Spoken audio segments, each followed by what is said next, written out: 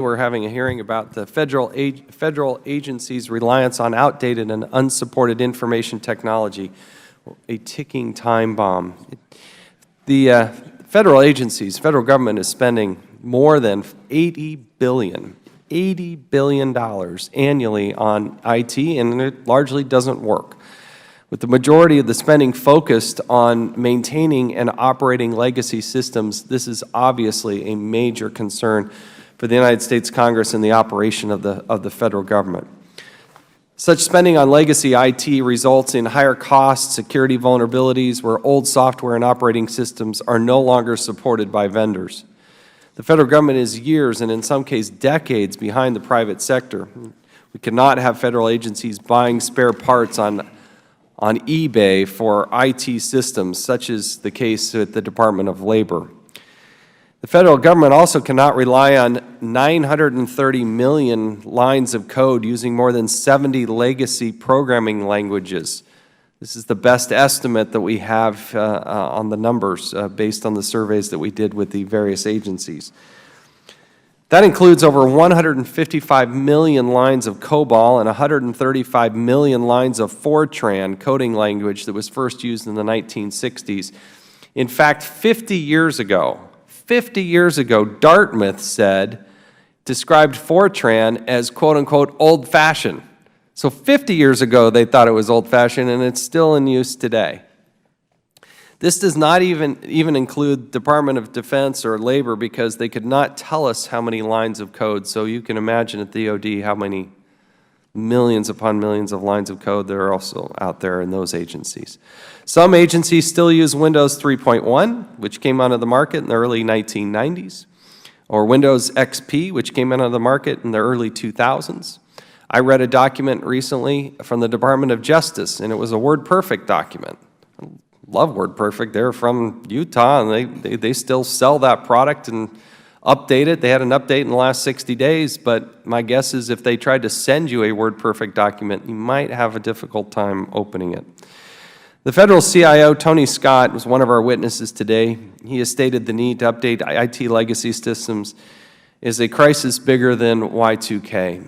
And I will note, from personally, I'm so pleased that Mr. Scott has joined the federal government. He has quite a background and reputation.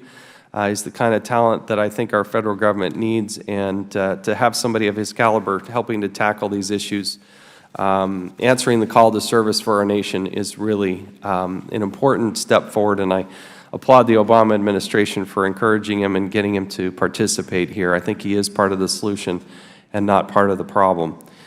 Let me give you some examples of our deep concern here. The Department of Defense Strategic Automated Command and Control System is 50 years old and runs on a 1970s IBM Series 1 computer that uses an 8-inch floppy disk.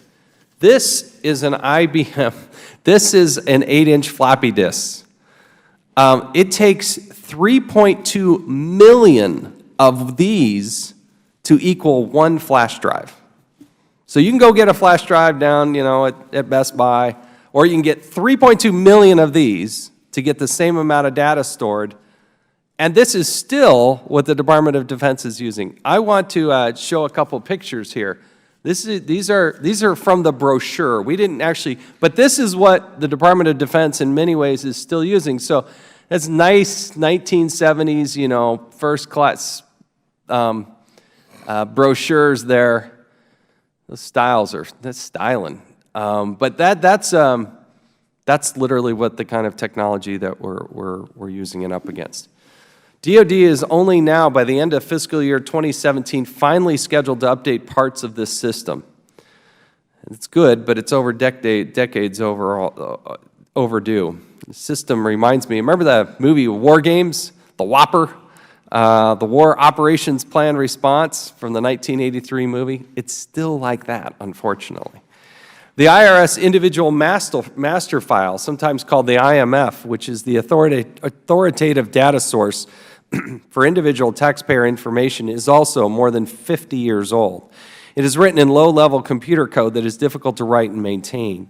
The IRS has general plans to modernize and has made some progress, but provided no specific date on which the IMF will be turned off and the new system turned on. I hope that changes here today. Goals must have deadlines, otherwise they're just dreams, and we need specifics.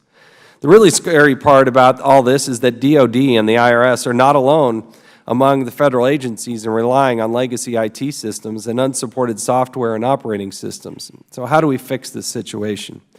How do we protect the nation against the vulnerabilities that are inevitably there with such outdated technology?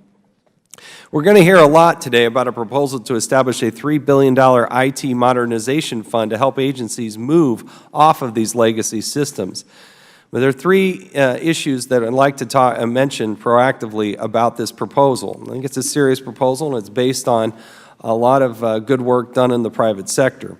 First, the GAO reported last week at a joint IT Government Operations Subcommittee hearing there are millions of dollars worth of savings still on the table from data center consolidation.